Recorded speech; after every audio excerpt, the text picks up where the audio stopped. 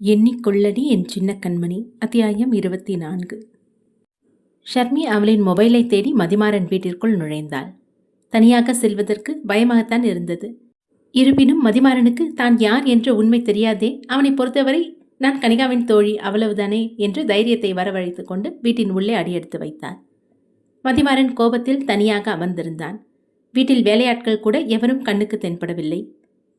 Sharmi hall வரை நடந்து வந்தாள். அவனின் எதிரே வந்து நின்றாள். தலை நிமிர்ந்து பார்த்தவன் பதில் பேசாமல் அவளை பார்த்தான். அவனின் பார்வை சிவந்திருந்தது. திரும்பிச் சென்று விடலாமா என கூட யோசித்தாள். ஆனால் அந்த மொபைலும் முக்கியமானதாயிற்றே. அது நான் எதுக்கு வந்தேன்னா, என்னோட ஃபோன் இந்த வீட்டுக்குள்ளே தான் இருக்குது, எனக்கு அது வேணும், எங்கே இருக்குன்னு பார்த்து எடுத்துக்கிறேன். அவனின் சிவந்த பார்வையால் ஒரு முறை கண் சிமிட்டி சரி என பதிலளித்தான். அங்கிருந்து நடந்து கனிகாவின் அறைக்கு சென்றாள். கனிகாவின் அறையிலும் அவளின் அலைபேசி கிடைக்கவில்லை. அவளின் அறையை விட்டு வெளியே வந்தாள். ஹாலில் அமர்ந்திருந்த மதிமாறன் இடம் நகராமல் அப்படியேதான் இருந்தான். மேல் மாடிக்கு சென்று தன் போனை தேட முடிவெடுத்தாள். மேல் மாடியில் வருணின் அறையில் கூட அதிக நேரம் செலவழித்திருந்தாள். அங்கும் தேடி பார்த்தால் கிடைக்கவில்லை. யோசனையிலேயே படியிறங்கி வந்தாள். அந்த வீட்டில் இருப்பதும் சற்று ஆபத்தாகவே தோன்றியது. என்னோட ஃபோன் இங்கே இல்லை போல, நான் கிளம்புறேன் என கூறிவிட்டு மதிமாறனின் பதிலை கூட எதிர்பார்க்காமல் வேகமாக வாசற்படி நோக்கி நடந்தாள். உன்னோட ஃபோன் எதுவானு பாரு. மதிமாறனின் இந்த குரலை கேட்டு சற்று பயத்துடனே திரும்பி பார்த்தாள். ஆமா, இது என்னோட ஃபோன் தான். அவள் தயங்கி தயங்கி நடந்து அவனை நெருங்கினாள். அவன் நீட்டிய தன் ஃபோனை கையில் வாங்கி கொண்டாள். வேறு எதுவும் பேசாமல் உடனே அங்கிருந்து வாசற்படி நோக்கி நடந்தாள். ஒருவேளை நம்ம ஃபோனை நோண்டி பார்த்துருப்பானோ? பார்த்துருந்தா நம்மக்கிட்ட இந்த ஃபோனை கொடுத்துருக்க மாட்டானே. நான் யாருன்னு தெரிஞ்சிருக்குமே என யோசித்து கொண்டே சென்றாள். அப்போ நீதான் பவித்ராவா என கணீர் குரலுடன் எழுந்து நின்றான். அவளுக்கு திக்கென இருந்தது. இவனுக்கு தெரிந்து விட்டதா? மதிமாறனின் வார்த்தையை கேட்டு எதுவும் பேசாமல் அவனை எதிர்கொள்ளவும் தைரியம் இல்லாமல் அமைதியாக நின்றாள். மதிமாறனின் வீட்டில் மதியம் வரை விருந்தில் இருந்த பிரதாப்பும் ஜெனியும் மற்றவர்களுடன் அப்போதே வந்து சேர்ந்து விட்டனர். கனிகாவின் எண்ணிற்கு ஷர்மியின் சித்தி அழைத்திருந்தார். ஹலோ, சொல்லுங்க ஆண்டி. ஷர்மி இன்னும் வீட்டில் தான் இருக்காளாமா? எப்போ கிளம்புவா? என்ன ஆண்டி சொல்கிறீங்க? ஷர்மி எப்போவோ கிளம்பிட்டாளே. இல்லையேம்மா, அவள் இன்னும் இங்கே வரல, அதான் நான் கூப்பிட்டேன். அப்படியா? சரி, நான் எங்கே இருக்கான்னு பார்த்துட்டு கூப்பிடுறேன். என்கிட்ட முன்னே கிளம்புறேன்னு சொன்னால் ஒருவேளை வீட்டில் யார் கூடவாவது பேசிகிட்டு இருப்பாளோ. நான் பார்த்துட்டு ஃபோன் பண்ணுறேன். வருணண்ணா, என்னாச்சு கனிகா, ஏன் பதட்டமாக இருக்க? ஷர்மி இன்னும் வீட்டுக்கு வரல, அவங்க சித்தி கால் பண்ணி கேட்குறாங்க. என்ன, இன்னும் வீட்டுக்கு போகலையா? அவள் தான் எப்போ கிளம்பிட்டாளே. ஆமாம் சாண்டினா, ஆனால் அவளோட சித்தி இன்னும் அவள் வீட்டுக்கு வரலன்னு சொன்னாங்க. நான் என்னன்னு பார்த்துட்டு கூப்பிட்றதா சொல்லியிருக்கேன். இன்னும் கொஞ்ச நேரத்தில் அவங்க திரும்பி கூப்பிடுவாங்க. வருண் உடனே அவனின் எண்ணிலிருந்து ஷர்மிக்கு அழைத்தான். அழைப்பில் ஒரு ஆணின் குரல் கேட்டது. ஹலோ, யார் பேசுறது? அண்ணா, ஷர்மியோட ஃபோன் உங்ககிட்ட எப்படி வந்துச்சு? போதுண்டா, இன்னும் எத்தனை நாளைக்கு நடிப்பீங்க? இவ தான் பவித்ரான்னு எனக்கு தெரியும். இவளுக்காக தானே இத்தனை வேலைகளும் பண்ண. இவளோட முடிவு என்ன நீ கண்ணாலேயே பார்த்து தெரிஞ்சுப்ப. அண்ணா, அண்ணியோட முகத்துக்காக தான் உங்களை எதுவும் பண்ணாமல் வச்சுருந்தேன். பவித்ரா மேலே ஒரு சிறு திரும்பு பட்டாலும் அவன் உங்களை சும்மா விட மாட்டேன். வருண் ஃபோன் பேசும்போது பவித்ரா என கூறியது கேட்டு கனிகா விழித்தாள். அதையும் பார்க்கலாம் வாடா, உனக்காக தான் காத்துட்ருக்கேன் என மதிமாறன் கத்தினான். அண்ணா, என்னாச்சு? ஃபோனில் பவித்ரான்னு சொல்கிறீங்க? ஷர்மியை தானே காணோம். இங்கே இருக்கிறது ஷர்மி இல்லை, பவித்ரா என பிரதாப் கூறினான். ஷர்மி எப்படி பவித்ராவாக இருக்க முடியும்? பவித்ரா சாகலை. அவளோட அத்தை பையன் சரவணனும் பவித்ராவும் சேர்ந்து போட்ட நாடகம் தான் அவளோட மரணம். கனிகா, இப்போ டைம் இல்லை, நாங்கள் உடனே கிளம்பணும். பவித்ராவுக்கு ஆபத்து, எல்லாத்தையும் வந்து சொல்கிறோம். நீ பவித்ராவோட அம்மா கால் பண்ணி அவங்கள இங்கே வர சொல்லிடு. வருண் பவித்ராவின் எண்ணை ட்ராக் செய்து அவர்கள் இருக்கும் இடத்திற்கு தேடி விரைந்தான். வரும் வழியில் சரவணனுக்கு விவரத்தை கூறிவிட்டனர். வருண், பிரதாப், சாண்டி மற்றும் ராஜேஷ் இவர்களுடன் சென்றான். வருண், பவித்ராவோட லொக்கேஷன் இதுக்கு முன்னாடி கனிகாவை கடத்தி வச்சிருந்த அந்த தென்னந்தோப்பை தான் காட்டுது. ஓகே ராஜேஷ், உடனே அங்கே போ. ராஜேஷ் தான் காரை ஓட்டினான். வருண், பவித்ரா உயிரோட இருக்க விஷயம் தெரிஞ்சு உனக்கு ஷாக்கா இல்லையா என பிரதாப் கேட்டான். பவித்ரா உயிரோட இருக்க விஷயமோ ஷர்மி தான் பவித்ரான்ற விஷயமோ நான் அமெரிக்கா போன அன்னைக்கே எனக்கு தெரிஞ்சிருச்சு. பவித்ராவோட மனசில் என்ன இருக்குன்னு தெரிஞ்சு அவளுக்கு உதவியாக இருக்க தான் இவ்வளோ நாள் வெளியே சொல்லிக்காமல் இருந்தேன். பவித்ராவை கடத்தி வைத்திருந்த மதிமாறன் அவளின் கைகால்களை கட்டி தரையில் போட்டிருந்தான். மயக்கம் தெளிந்து கண் விழித்த பவித்ரா எழ முயற்சி செய்தாள். அப்போதுதான் கைகள் கட்டியிருந்தது தெரிந்தது. கால்களும் அசைக்க முடியாமல் ஒன்றாக பிணைக்கப்பட்டிருந்தது. எதிரே கையில் கட்டையுடன் மதிமாறன் நாற்காலியில் அமர்ந்திருந்தான். என்னோட பிரச்சனைகள்லாம் ஆரம்பிக்க நீ தான் காரணம். யாரடி நீ? சாதாரண மிடில் கிளாஸ் பொண்ணு. கண்ணுக்கு எந்த விஷயம் தெரிஞ்சாலும் மூக்க நுழைச்சிருவியா? ஒரே பூமியில ஒரே நாட்டில் பிறந்துட்டோங்கிறதுக்காக நீயும் நானும் ஒன்னாயிட முடியாது. உன் மனசுல உன்னை பத்தி அப்படி ஒரு உயர்வான எண்ணம் இருக்கா மதிமாறன்? என் பேரை சொல்லி பேசுற அளவுக்கு உனக்கு தகுதி இருக்காடி? ஏன் இல்லை? நாட்டுக்குள்ள இருக்கவங்க நிம்மதியா வாழணும்னு நாட்டுக்கு வெளியே தன்னோட உயிரை பணையா வச்சு உழைச்ச மிலிட்ரியாரோட பொண்ணு நான். அப்பாவுக்கு கால் போன பிறகுதான் தனியால உழைச்சி சம்பாதிச்சு என் குடும்பத்தை பார்த்துக்கிட்டேன். உன்ன மாதிரி மற்றவங்களோட நிம்மதியையும் சந்தோஷத்தையும் கெடுத்து எந்த தொழிலும் செய்யல. என்ன திமிருடி உனக்கு? பவித்ராவை அடித்து துன்புறுத்தினான் மதிமாறன். உடல் வலியில் கண்களிலிருந்து நீர் வழிந்தது அவளுக்கு. தன் கோபம் தீரும் அளவிற்கு அவளை அடித்தும் உதைத்தும் தூக்கி போட்டான். கசங்கிய பூவாக சோர்ந்து போய் படுத்திருந்தாள். வருணும் அவனின் நண்பர்களும் அந்த வீட்டை நெருங்கும் போது சரவணன் சரியாக அங்கு வந்து சேர்ந்திருந்தான். ஏற்கனவே அந்த தோப்பு வீட்டிற்கு சென்றுள்ளனர். அதனால் அந்த வீட்டின் விவரம் பற்றி ஒரு அறிவு இருந்தது. நிச்சயம் உள்ள நிறைய ஆட்கள் இருப்பாங்க. வருண் காரில் இருந்து இறங்கியதும் சரவணனின் அருகில் சென்றான். சரவணன், நான் சொன்ன வேலை என்ன ஆச்சு என வருண் விசாரித்தான். நீங்க சொன்ன மாதிரியே செஞ்சுட்டேன் வருண். அந்த வீட்டை நிமிர்ந்து பார்த்தான் வருண். உள்ளே போலாம் என தன் நண்பர்களிடம் கூறினான். நண்பர்கள் நால்வரும் உடன் சரவணனும் சேர்ந்து மொத்தம் 5 உள்ளே நுழைந்தனர். வாங்கடா, உங்களுக்காக தான் காத்துட்டு இருக்கேன். அன்னைக்கு கனிகாவை கடத்தினப்ப நீங்க 5 பேரும் இங்க வந்த போதே நான் முடிச்சிருக்கணும். அதை பண்ணாம விட்டதோட விளைவு தான் இன்னைக்கு என்னோட பிசினஸே தொலைஞ்சு போச்சு. அந்த இத்தாலிக்காரங்க இனிமேல் இந்த பிசினஸ் தொடர போவது கிடையாதுன்னு சொல்லிட்டாங்க. இதுக்கெல்லாம் நீங்க தான் காரணம். பாஸ், நாங்க உங்களுக்கு எதிரியா தெரியுறோமா? நீங்க பண்றது தப்புன்னு உங்களுக்கு தோணவே இல்லையா? ஏய் சாண்டி, நீ எல்லாம் அட்வைஸ் பண்ணாத. அந்த அளவுக்கு நான் ஒன்றும் குறைஞ்சு போயிடல. ஏன்னா நீ எல்லாம் அவ்வளோதான். தன்னை அந்த அளவிற்கு குறைத்து மதிப்பிட்டு பேசியது சாண்டிக்கு பிரிக்கவில்லை. பவித்ரா எங்க? பரவாயில்ல வருண், நேராக விஷயத்துக்கு வந்துட்டேன். பவித்ரா எங்கன்னு கேட்டேன். அவளை கொன்னுட்டேன். கோபத்துடன் தன் அண்ணனை நெருங்கினான். வேணாண்ணா, இந்த விஷயத்தில் விளையாடாதீங்க. அவளுக்கு ஏதாவது ஒன்றுனா உங்களை சும்மா விட மாட்டேன். என்னடா சும்மா பவித்ரா பவித்ரான்னு உயிரை விடுற? 2 பேரும் அடிச்சுக்கிட்டு தானே இருந்தீங்க. எப்போவோ செத்து போயிட்டேன்னு நாடகம் போட்டா. இப்போ அதுக்கு பதிலாக செத்து போயிட்டா. அவ இனி திரும்ப வரமாட்டா. ஏய்! வருண் அவனின் அண்ணன் மதிமாறனின் சட்டையை பிடித்தான். உடனே மதிமாறன் தன் தம்பியை கன்னத்தில் தன் விரல்களை மடக்கி குத்தினான். மதிமாறன் தொடர்ந்து வருணின் வயிற்றிலும் முகத்திலும் குத்திக் கொண்டே இருக்க அடியை வாங்கிய வருண் ஒரு அடி கூட திருப்பி அடிக்கவில்லை. மாறாக பவித்ரா எங்கே என்றான். அதான் சொன்னேன்ல, அவளை கொன்னுட்டேன். உண்மை சொல்லுங்க. கட்டிடத்தின் உள்ளே இருந்த அடியாட்களும் ஓடி வந்திருந்தனர். பிரதாப்பும் ராஜேஷும் சரவணனும் சேர்ந்து அவர்களை அடித்தனர். சாண்டியின் மீது அடிபடாமலும் கவனித்துக் கொண்டனர். டே சாண்டி, இப்படி ஓரமாக வந்து நிற்கிறதுக்கு நீ வீட்டிலே இருந்திருக்க வேண்டியது தானே?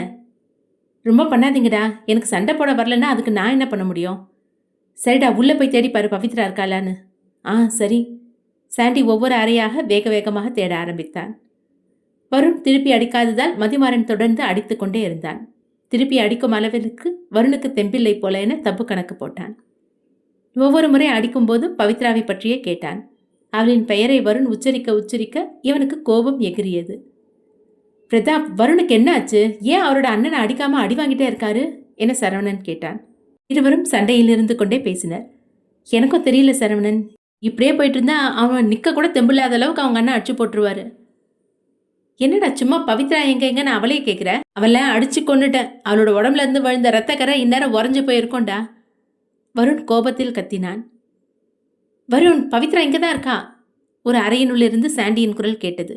தன்னை பிடித்திருந்த மதிமாறனை தள்ளிவிட்டு வேகமாக குரல் வந்த இடம் நோக்கி ஓடினான் வருண். மதிமாறன் தன்னை தள்ளிவிட்டு ஓடிய வருணை சிரித்து கொண்டே பார்த்தான்.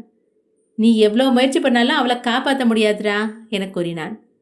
பவித்ரா பவித்ரா என்று சாண்டி அவளை கண் திறக்க வைக்க முயற்சித்தான்.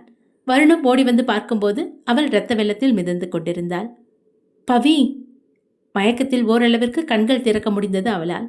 நெற்றியிலிருந்து வழிந்த ரத்தம் அவளின் கூந்தலையும் நனைத்திருந்தது. உடலில் ஆங்காங்கே காயங்கள் இருந்தது. அவள் படுத்திருந்த தடம் கூட இரத்தமாக இருந்தது. பாவி, எப்படி போட்டு அடிச்சிருக்கான்? பவித்ராவின் நிலையை பார்த்து சாண்டிக்கு மதிமாறனை அடிக்கும் அளவிற்கு கோபம் வந்தது. பவி பவி, என்னை பாரு, கண்ணை துற பவி, ப்ளீஸ் பவி, என்கிட்ட பேசு. தன்னை பவி என அழுது கொண்டே அழைத்த வருணை பார்த்தாள். அவளின் கண்கள் திறந்ததும் மருத்துவமனைக்கு அழைத்துச் செல்ல முடிவெடுத்தான் வருண். அரை மயக்கத்தில் எதுவும் பேச முடியவில்லை அவளால். வழியில் அனைத்தும் இருட்டி கட்டி கொண்டு மங்கலாக தெரிந்தது. சரவணனும் ஓடி வந்தான். வருண், பேசுறதுக்கு நேரம் இல்லை. பவித்ரா உடனே ஹாஸ்பிட்டல் கூட்டிட்டு போகணும். வருண் பவித்ராவை கையில் ஏந்தினான். கண்ணை திறந்து என்ன பாரு, உனக்கு ஒன்றும் ஆகாது. நான் வந்துட்டேன், சீக்கிரமாவே ஹாஸ்பிட்டல் போயிடலாம். உடல் வேதனையில் இருந்த அவளுக்கு வருண் தன்னை பவி என அழைப்பது அதிர்ச்சியாகவே இருந்தது. எதையும் காட்டிக்கொள்ளும் மனநிலையில் அவள் இல்லை. வருண் பவித்ராவை தூக்கி கொண்டு ஓடுகையில் மதிமாறனின் அடியாட்கள் வந்து வழிமறைத்தனர். ஒழுங்கா நகர்ந்துங்கடா, கொலை வெறியில இருக்கேன். முடிஞ்சா எங்களை தாண்டி கூட்டிட்டு போடா என அந்த அடியாட்கள் வருணுக்கு சவால் விட்டனர். வருண் தொடர்ந்து அவர்களை கடந்து செல்ல முயன்றான். வருண் மீது கை வைக்க வந்த ஆட்களை பிரதாப்பும் ராஜேஷும் மாறி மாறி அடித்தனர். வருண் கிட்டத்தட்ட வாயிற்கதவை நெருங்கினான். சீக்கிரம் காரினுள் ஏற வேண்டும் என எண்ணிக்கொண்டே சென்றான். அவன் வாயிற்கதவை நெருங்கும் போது மதிமாறன் குறுக்கே வந்து மெயின் டோரை சாத்தி தாழிட்டான். தன் நண்பர்களை திரும்பி பார்த்தான். ஏற்கனவே பிரதாப், ராஜேஷ், சப் இன்ஸ்பெக்டர் சரவணன் அனைவருமே அடியாட்களுடன் சண்டையிட்டுக் கொண்டிருந்தனர். வேறு வழி இல்லை, நான் தான் இறங்கி ஆக வேண்டும் என பவித்ராவை தரையில் படுக்க வைக்க குனிந்தான்.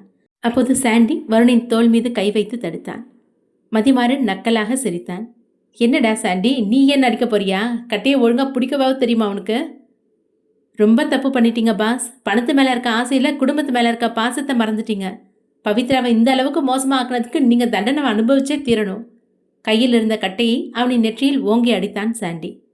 சாண்டிக்கு எந்த தைரியமும் கிடையாது, சண்டையும் வராது என மதிமாறன் நன்கு அறிவான். அதனால் அவன் கையில் கட்டையுடன் அடிக்க வருவதை பெரிதாக பொருட்படுத்தாமல் நின்றிருந்தான். ஆனால் அவனிடமிருந்து ஒரு அடியை வாங்கிய பிறகுதான் சாண்டியின் பலம் என்ன என மதிமாறனுக்கு புரிந்தது. ஒரு அடியிலேயே கண்கள் வெளிச்சம் மறைந்து மயக்க நிலைக்கு தள்ளாடினான் மதிமாறன். அவனை தன் கைகளால் தள்ளிவிட்டு கதவை திறந்து வழி கொடுத்தான் வருணுக்கு. வருண் பவித்ராவை காரில் படுக்க வைத்து மருத்துவமனைக்கு அழைத்துச் சென்றான். அவளை கையில் ஏந்தியவாறே மருத்துவமனைக்குள் நுழைந்தான். யாராவது வாங்க என கத்தினான். அந்த இரவு வேளையில் இவ்வளவு இரத்த காயத்துடன் ஒரு பெண்ணை சுமந்து வந்திருப்பது பார்த்து அனைவரும் வியந்தனர்.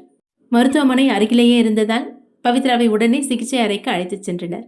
அவளின் கையை பிடித்து பேச்சு கொடுத்து கொண்டே வந்தான் வருண். பவி, என்ன பாரு, உன்னோட வருண் உனக்காக காத்துட்டு இருக்க, தயவு செஞ்சு திரும்பி வந்துரு.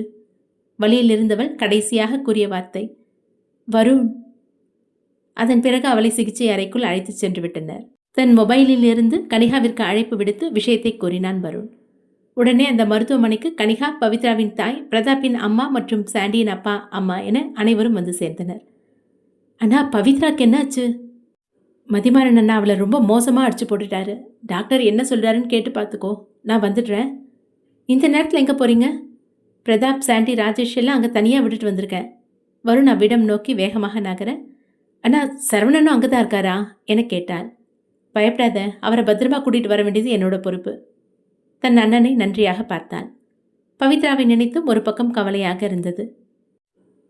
கடவுளே, இத்தனை மாதம் என் பக்கத்திலே இருந்திருக்கா, ஒரு முறை கூட அவளை பற்றி சொல்லவே இல்லை. கனிகா பவித்ராவின் தாயிடம் உண்மையை கூறினாள். அப்படின்னா இத்தனை நாளாக என் கூட இருந்தது ஷர்மி இல்லையா? என் பொண்ணு பவித்ராவா? ஐயோ, என் பொண்ணு கண்ணெதிரிலேயே வச்சுக்கிட்டு ஃபோட்டோக்கு மாலை எல்லாம் போட்டுட்டு இருந்தேனே. அழாதீங்கம்மா, கண்டிப்பாக பவித்ராக்கு ஒன்றும் ஆகாது, அவள் சரியாயிடுவா. நான் கோயிலுக்கு போயிட்டு வந்துடுறேன், நீங்கள் பார்த்துக்கோமா என பவித்ராவின் தாய் கோவிலுக்கு புறப்பட்டார். மீண்டும் அதே தோப்பு வீட்டிற்கு சென்றான் வருண். அவன் அங்கு சென்று பார்க்கும்போது அவன் நண்பர்கள் மூவரும் மற்றும் சரவணனும் கைகள் கட்டிய நிலையில் நின்றிருந்தனர். வா வருண், எனக்கு தெரியும் நீ திரும்ப வருவேன்னு. ஏன்னா உன்னோட நண்பர்களும் வருங்கால மாப்பிள்ளையும் இங்கே இருக்காங்கல்ல. இந்த விஷயம் மதிமாறனுக்கு எப்படி தெரிந்தது என சரவணன் சற்று அதிர்ச்சியாக பார்த்தான். தங்கள் பாஸ் யாரை வருங்கால மாப்பிள்ளை என்கிறார் என குழப்பத்தில் இருந்தனர் பிரதாப்பும் அவனின் நண்பர்களும். நீ ரொம்ப இஷ்டத்துக்கு ஆடிட்டானா? ஏதோ ஒரு வீட்டில் சாவு விழும்போது உனக்கு ரொம்ப சாதாரணமாக இருந்ததில்ல? உனக்கு வேண்டியவங்களே உன்னை விட்டு போக போகிறாங்க. என்னடா மறுபடியும் என்னை குழப்பி விட்டு இங்கேருந்து உயிரோடு தப்பிக்க பார்க்குறியா? நான் எதுக்கு தப்பிக்க போகிறேன்? உண்மை தெரிஞ்சால் நீ தான் இங்கேருந்து ஓட போகிற. வருண் பேசுவதை கேட்டு மதிமாறன் எரிச்சலானான். அண்ணி இப்போ எங்கே போயிருக்காங்கன்னு தெரியுமா? நீ பண்ணிட்டு இருக்கியே உன்னோட மறைமுக பிஸ்னஸ், அந்த பிஸ்னஸில் இன்னைக்கு செலக்ட் ஆயிருக்க 10 பொண்ணுங்களில் அண்ணியும் ஒருத்தங்க. தனியால பிஸ்னஸை நடத்த பிளான் போட்டிங்கல்ல, போய் நடத்துங்க நல்லா. இதை கேட்டு மதிமாறன் உடனே தன் ஃபோனை எடுத்து லிஸ்டை செக் செய்தான். அதில் அவனின் மனைவியின் புகைப்படமும் தகவலும் இருந்தது. இதை எப்படி தான் கவனிக்காமல் விட்டோம் என வருந்தினான்.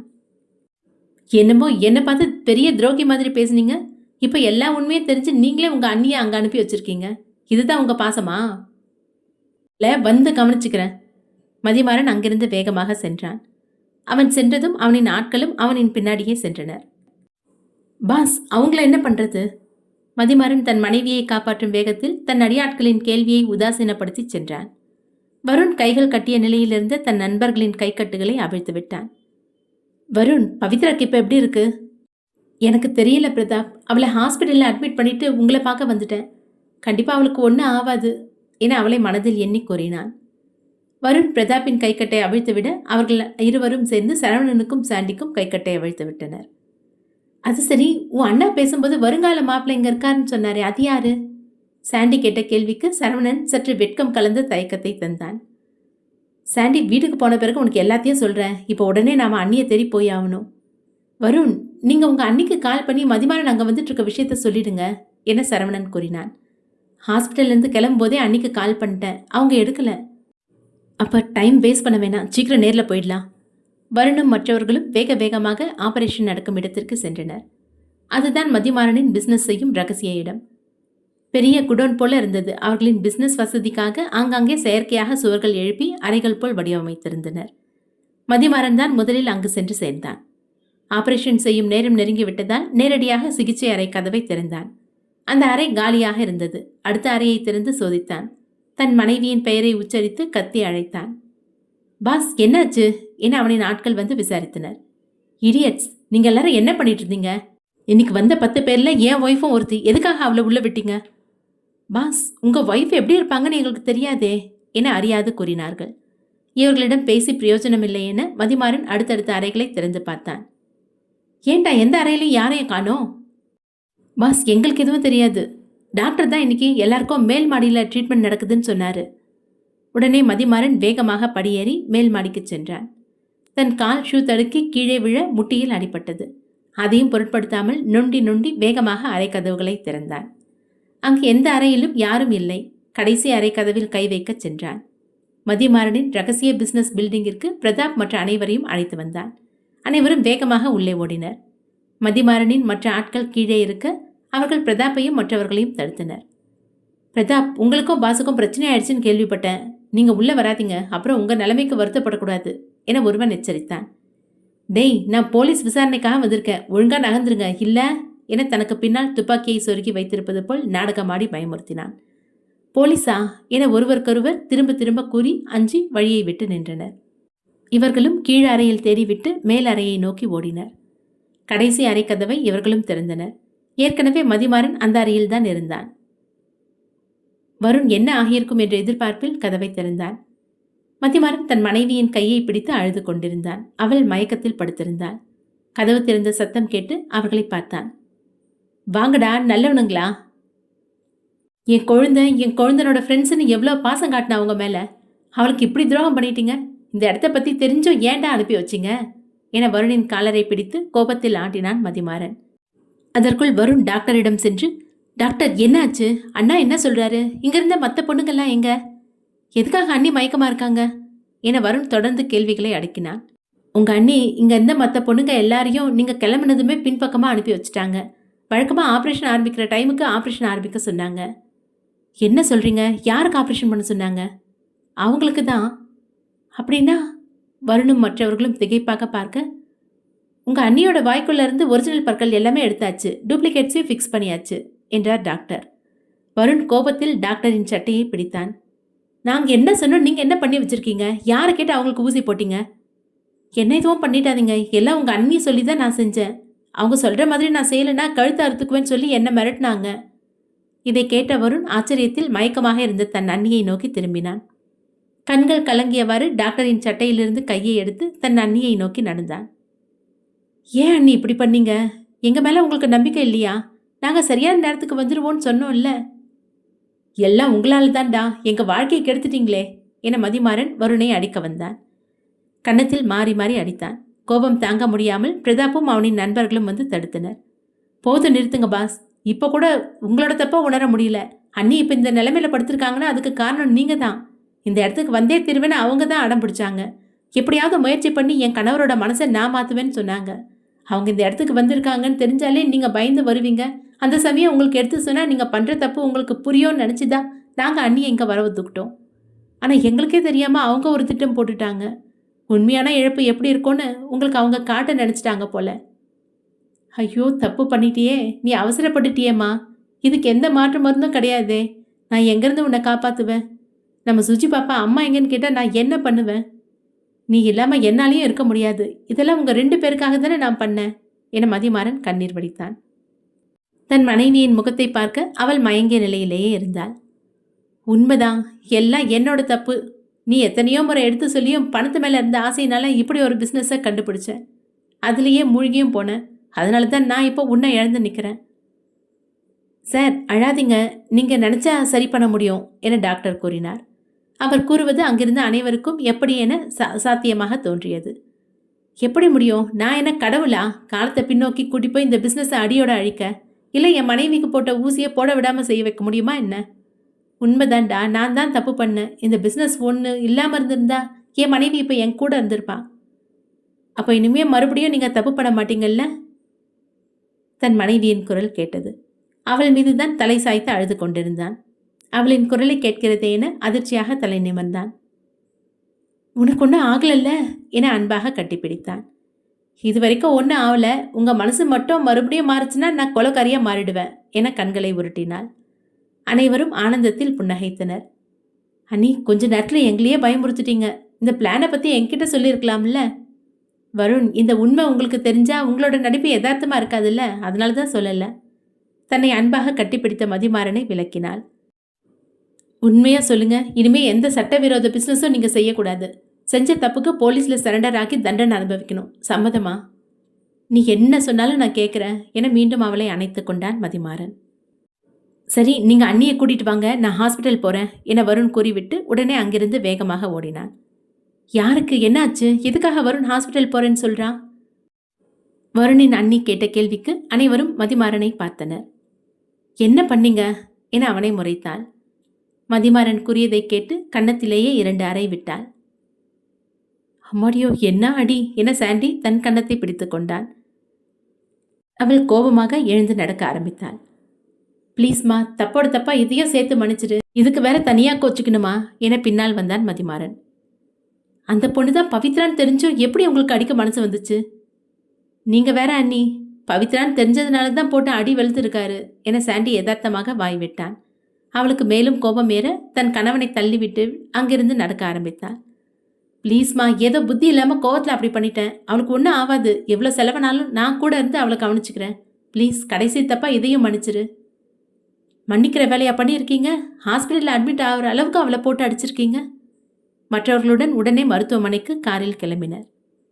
சரியாக வருண் மருத்துவமனையை அடைந்த நேரம் இவர்களும் சென்றனர். மதிமாறனுக்கு உள்ளே நுழையவே பயமாக இருந்தது. அவளுக்கு ஏதேனும் நடந்தால் குற்ற உணர்ச்சியை அவனை கொன்றுவிடும். தன் மனைவி சுத்தமாக வெறுத்து விடுவாள். பயமாக இருந்தது அவனுக்கு. கனிகா, டாக்டர் என்ன சொன்னாங்க? பவி எப்படி இருக்கா? அண்ணா, பவிக்கு தலையில் அடி பலமாக பட்டிருக்கு. அவள் இப்போ சிக்கலான கண்டிஷனில் இருக்கா, பிழைக்கிறது கஷ்டம்னு. கனிகாவால் அதற்கு மேல் பேச முடியவில்லை. ஏற்கனவே இந்த விஷயம் அறிந்து பவித்ராவின் தாயும் அழுது கொண்டிருந்தார். வருணின் இதயம் நின்றுதா இல்லை துடிக்கிறதா என சந்தேகம்தான். அவளை மருத்துவமனையில் வந்து சேர்க்கும் பொழுது தலை முதல் கால் வரை இரத்தத்தால் நனைந்திருந்தாள். இந்த தவறுக்கு காரணமான தன் அண்ணன் மீது கோபம் வரவில்லை, வருத்தம்தான் வந்தது. அங்கேயே அமர்ந்து அழுதான். அவனின் அருகே சென்று தைரியம் கூற எவருக்கும் வார்த்தை இல்லை. என்னவென்று சொல்வது? இத்தனை மாதங்கள் பிரிந்து தவித்திருந்தான். இப்போது அருகிலிருந்தும் அழும்படி ஆகிவிட்டது. மதிமாறன் அழுது கொண்டிருந்த தன் தம்பியின் அருகே சென்று மண்டியிட்டான். என்னை மன்னிச்சிடு வருண், இது தவிர வேற என்ன கேட்கறதுன்னு எனக்கு தெரியல. உனக்கு கோபம் வந்தா பதிலுக்கு என்னை அடிச்சு கொன்னுடு.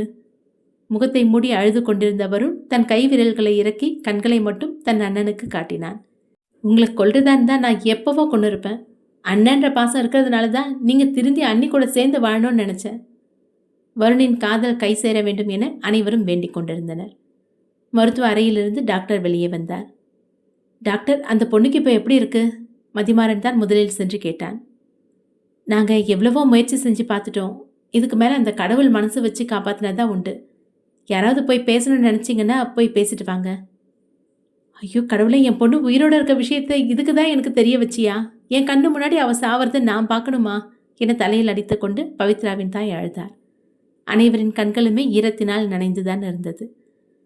மருத்துவமனை டைல்ஸ் தரையில் அமர்ந்து சுவற்றில் சாய்ந்து அழுது கொண்டிருந்த வருணை பிரதாப் நெருங்கினான். வருண், நீ போடா, பவித்ரா கிட்ட நீ போய் பேசு. மாட்டேன், நான் போக மாட்டேன். ஏற்கனவே அவள் இறந்துட்டு தான் நினச்சி தான் நான் வருத்தப்பட்டுட்டு இருந்தேன். கொஞ்ச நாளைக்கு முன்னாடி தான் அவள் உயிரோடு இருக்க விஷயம் எனக்கு தெரிஞ்சது. மறுபடியும் அவள் இல்லாமல் போகிறத என்னால் பார்க்க முடியாது. பிரதாப், ப்ளீஸ் வருண், உள்ளே போய் பவித்ரா கிட்ட பேசு. உன்னோட பவித்ரா உங்ககிட்ட ஏதாவது சொல்லணும்னு ஆசைப்படுவாள்ல. பிரதாப் கூறியது கேட்டு வருணிற்கும் சின்ன ஏக்கம் எட்டி பார்த்தது. ஆனால் அவளின் உயிர் பிரியும் நேரம் இது. அதை காண்பதற்கு சக்தி இல்லை. என்னால் முடியலடா, என்னால் அவள் அந்த நிலைமையில் பார்க்க முடியாது என பிரதாப்பை கட்டிக்கொண்டு அழுதான் வருண். அவர்களின் அழுகை சத்தம் மருத்துவமனையில் தெளிவாக கேட்டது. கிட்டத்தட்ட நள்ளிரவு வேலை அது. பவித்ராவின் மருத்துவ அறையிலிருந்து மீண்டும் ஒரு மருத்துவரும் செவிலியரும் வெளியே வந்தனர். என்னாச்சு? எதுக்கு எல்லாரும் இப்படி அழுதுட்டு இருக்கீங்க? டாக்டர் பவித்ராவை காப்பாற்ற முடியாதுன்னு சொன்னாங்க. எங்களால் தாங்கிக்க முடியல என சாண்டி அழுது கொண்டே கூறினான். யார் சொன்னா பவித்ராவை காப்பாற்ற முடியாதுன்னு? அவங்க கிரிட்டிக்கல் ஸ்டேஜ் தாண்டிட்டாங்க. அவங்க உயிருக்கு எந்த ஆபத்தும் கிடையாது.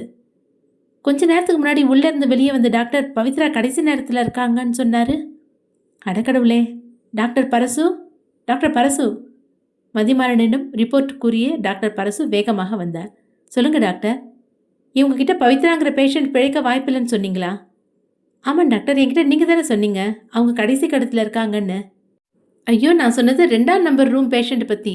அவங்களோட உறவினர்கள் கிட்ட தான் முன்கூட்டியே சொல்லிடுங்கன்னு சொன்னேன். சாரி, மன்னிச்சிருங்க, தப்பு நடந்துச்சு. பவித்ரா அவங்க உயிருக்கு எந்த ஆபத்தும் இல்லை.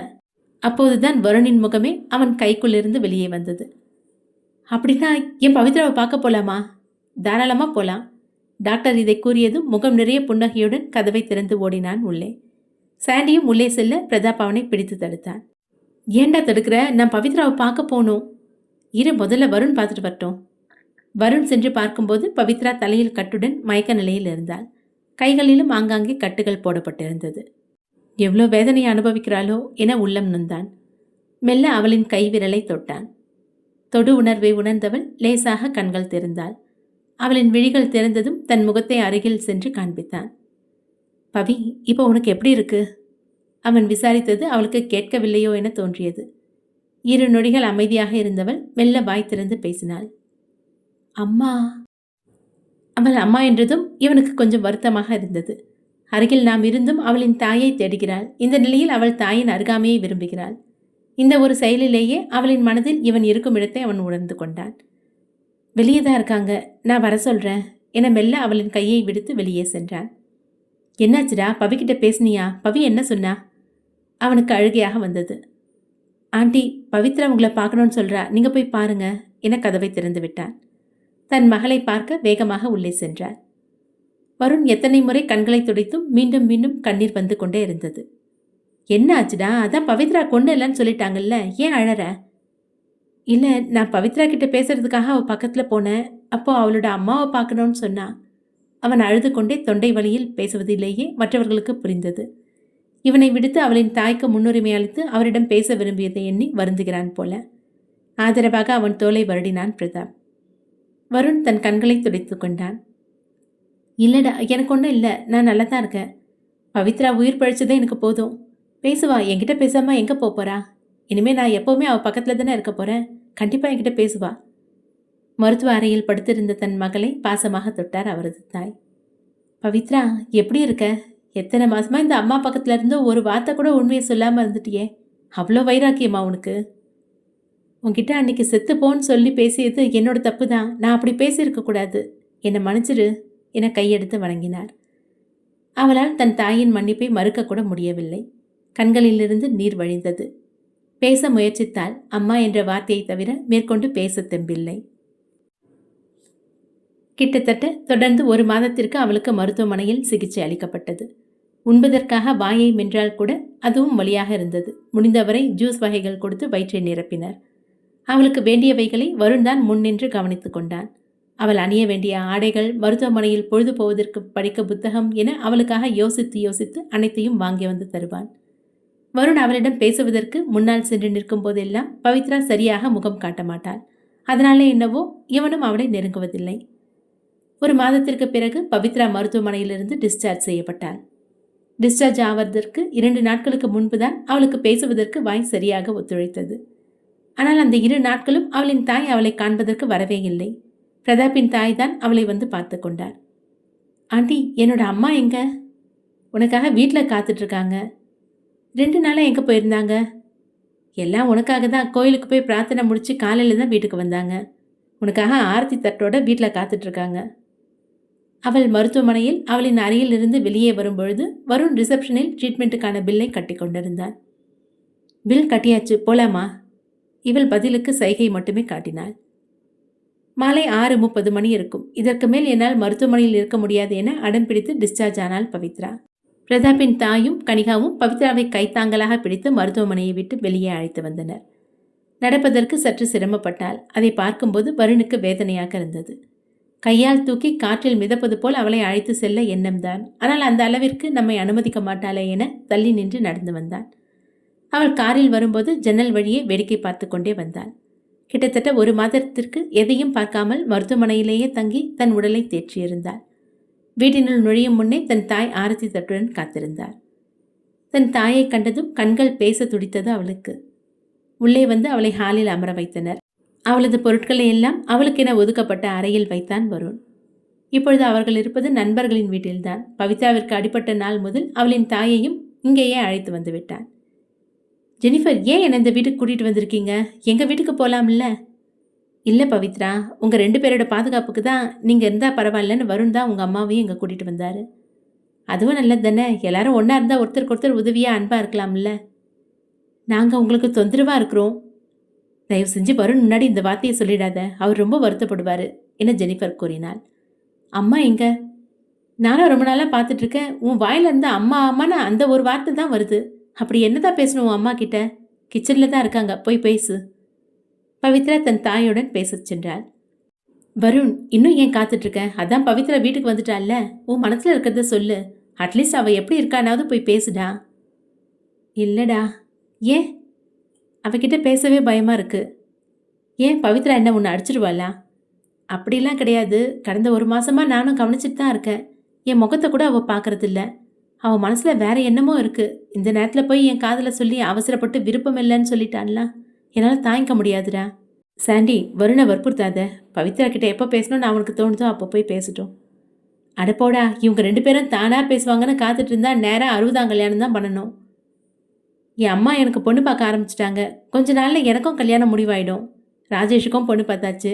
எங்கள் 2 பேருக்கும் கல்யாணம் முடிஞ்சிடும். வருண் மட்டும் தனியாக இருப்பானா? நாங்கள் மட்டும் வருணை பற்றி யோசிக்காமல் இருக்கோமா? அவன் மேலே உனக்கு மட்டும்தான் பாசமா? அவனை கட்டாயப்படுத்தாதுன்னு தான் சொல்கிற என பிரதாப் எடுத்து கூறினான். இதில் கட்டாயப்படுத்த எதுவும் இல்லை. வருண், நீ மாடியில் காத்துரு, நான் பவித்ராவை அனுப்பி வைக்கிறேன் என கூறிவிட்டு சாண்டி மற்றவர்களை அழைத்து கொண்டு வந்து விட்டான். மாடியில் நின்றிருந்தவனுக்கு இதயம் திக் திக்கென இருந்தது. சற்று நேரத்தில் பவித்ரா வந்து விடுவாள். அவளிடம் என்ன பேசுவது? தான் பேச ஆரம்பித்தால் நின்று கேட்பாளா இல்லை சென்று விடுவாளா என உள்ளுக்குள் ஒரே யோசனையாக இருந்தது. கீழே வந்த சாண்டி கிச்சனிலிருந்து வெளியே வந்த பவித்ராவை தடுத்தான். என்ன? வருண் உன்கிட்ட ஏதோ பேசணுமா? மேலே மாடியில் காத்துட்ருக்கான், போய் என்னன்னு கேளு என சாண்டி கூறினான். இவளுக்கும் வருணை எதிர்கொள்வதற்கு சற்று பயமாகத்தான் இருந்தது. என்கிட்ட பேசணுமா? ஆமாம், நீ தானே பவித்ரா, போய் போய் என்ன கேளு என அவளை கைப்பிடித்து மாடிப்படி ஏற்றி விட்டான். தயங்கி தயங்கி படியேறினாள். பவித்ரா, உனக்கு காலில் அடிபட்டிருக்கிறது உண்மைதான். அதுக்காக இவ்வளோ மெதுவாக படியேறினா நீ மாடிக்கு போகிறதுக்குள்ளே விடிஞ்சிரும். கொஞ்சம் சீக்கிரம் ஏறிப்போ. டேய் சாண்டி, எனக்கு என்னமோ நீ தேவையில்லாத வேலை பண்ணுறதா தோணுது. பவித்ராவோட நடையே சரியில்லை. வருண் மனசு வருத்தப்படுற மாதிரி அவள் ஏதாவது சொல்லிட்டாள்னா உன்னை நான் சும்மா விட மாட்டேன்டா அப்புறம் என பிரதாப் மிரட்டினான். டேய், மதிமாறன் பாஸ் அடித்ததுனால அவளோட கால் வலிக்குது, அதனால தான் நட அப்படி இருக்குது. அதுக்கும் வருணோட விஷயத்துக்கும் சம்மந்தம் இல்லை. கண்டிப்பாக எல்லாம் நல்லதாக நடக்கும். நீ வேணா காத்திருந்து பாரு. மாடி படிக்காதவை திறந்து வந்தாள் பவித்ரா. அடுத்த அத்தியாயம் விரைவில். நன்றி.